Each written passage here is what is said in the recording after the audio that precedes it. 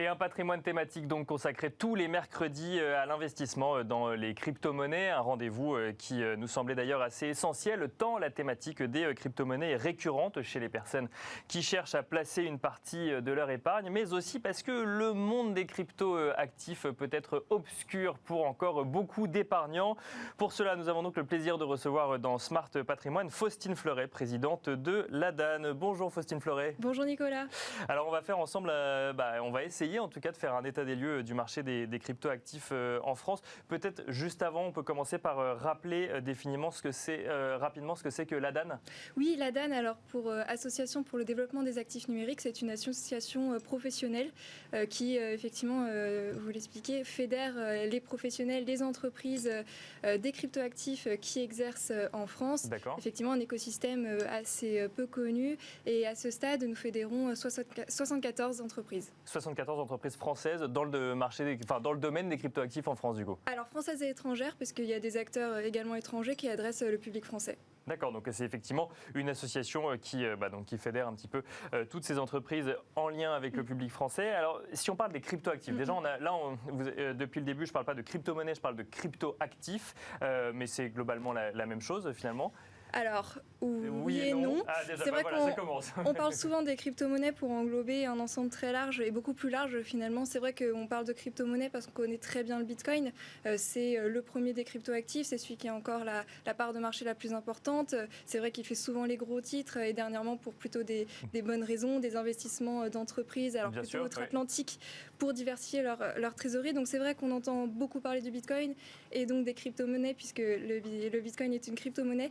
Cependant, les crypto-actifs, c'est beaucoup plus large. Si vous regardez, vous avez un peu plus de 9000 actifs aujourd'hui et on entend un tout petit peu plus parler de certaines autres catégories, les jetons non fongibles, les instruments financiers tokenisés, les stablecoins, notamment depuis l'annonce Facebook. On entend parler des NFT également dans le monde de l'art. Voilà, exactement, les jetons non fongibles et NFT, dans l'art, le sport, la culture en général.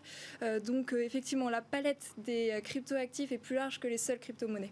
Alors, vous l'avez dit, effectivement, quand on parle de crypto, en tout cas, les gens pensent automatiquement au Bitcoin, au cours du Bitcoin, aux entreprises qui acceptent les achats en Bitcoin, aux États parfois qui s'y mettent également. Mais donc le marché des cryptoactifs, c'est beaucoup plus large que ça, ne serait-ce que sur l'activité française. On va trouver des personnes qui vont construire des wallets, c'est-à-dire des portefeuilles virtuels. On va trouver des sociétés spécialisées dans la sécurisation de la blockchain et évidemment parfois des intermédiaires pour investir. En fait, finalement, quand on regarde les cryptoactifs, c'est presque un secteur d'activité à part entière. C'est-à-dire qu'il y a les crypto-monnaies, il y a les crypto-actifs, mais donc on parle encore d'investissement. Et puis en fait, il y a toute une palette de métiers autour de ça qui se crée avec des entreprises qui se développent dans ce secteur-là. Totalement. Alors on a voulu mieux cartographier cet écosystème que l'on représente, dont on porte la voix. Donc on a réalisé une enquête en mai, justement sur l'état des lieux de cette industrie 2020. C'est vrai qu'on connaît très bien les plateformes d'échange, puisque surtout en tant que trader ou investisseur particulier, c'est des acteurs avec lesquels vous avez affaire. Néanmoins, au-delà des marchés de crypto-actifs, vous avez beaucoup d'autres entreprises. Donc c'est ce que vous disiez, c'est vraiment un secteur à part entière et qui se structure et qui se développe. Donc effectivement, les marchés de crypto-actifs, ceux qui vont vous permettre d'échanger, ceux qui vont vous permettre de conserver vos actifs. Vous avez des acteurs qui vont permettre de souscrire à des services de finance décentralisés. Donc ce que vous pouvez connaître, le prêt, l'assurance, mais de façon décentralisée. Mais donc via des crypto-monnaies, ça pour le coup. Exactement. Un prêt ou une assurance, mais du coup via des crypto-monnaies, d'accord. Donc, et il y a des entreprises qui se développent aujourd'hui sur ce secteur-là en France. Tout à fait. Donc un très très gros potentiel, puisqu'on a vu, alors en 2020 on était sur 20 milliards en termes d'actifs sous gestion, on est à 84 milliards aujourd'hui. Vous avez des acteurs qui vont adresser le marché financier traditionnel, des actions ou de la dette. Vous avez des entreprises plutôt côté technique qui vont faire du minage de cryptoactifs. On a un très beau projet français qui notamment travaille avec le Salvador.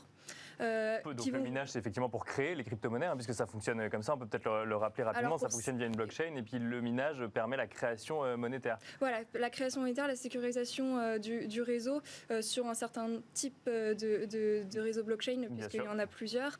Vous avez des entreprises qui développent des protocoles blockchain, puisqu'il y en a beaucoup plus que justement Bitcoin.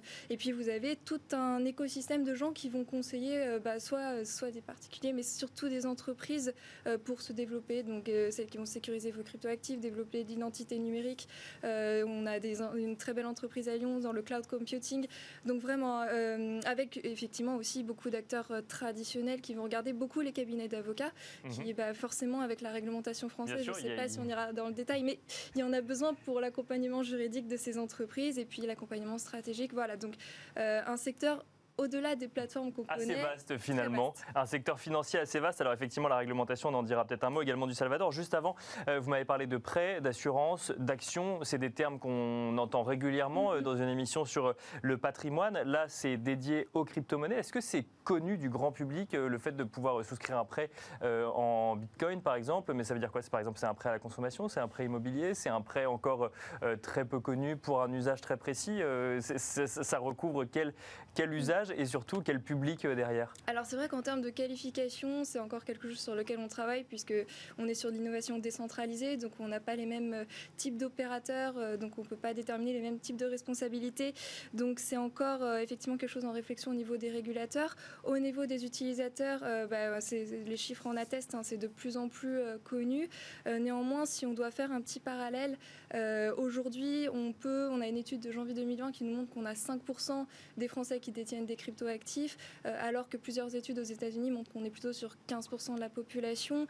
Donc on a quand même une adoption plus lente. Qui peut progresser, le marché français, qui est assez dynamique, mais qui peut encore progresser. Alors en fait, il y a beaucoup de demandes. Il y a beaucoup de demandes de la part des utilisateurs.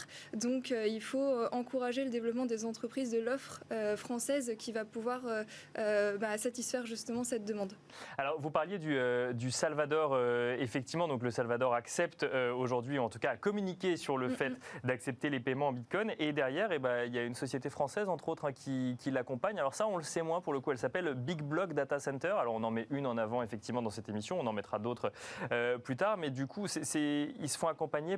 Pourquoi? Parce que c'est une société qui va permettre le minage de la blockchain au Salvador. C'est ça? C'est bien résumé? Alors, ils vont participer effectivement à l'effort de minage auprès de l'État et notamment en utilisant tout ce qui va être énergie gaspillée. D'accord. Et donc, en fait, une manne financière qui n'est aujourd'hui pas exploitée. Donc, effectivement, un projet français très intéressant qui accompagne le Salvador avec...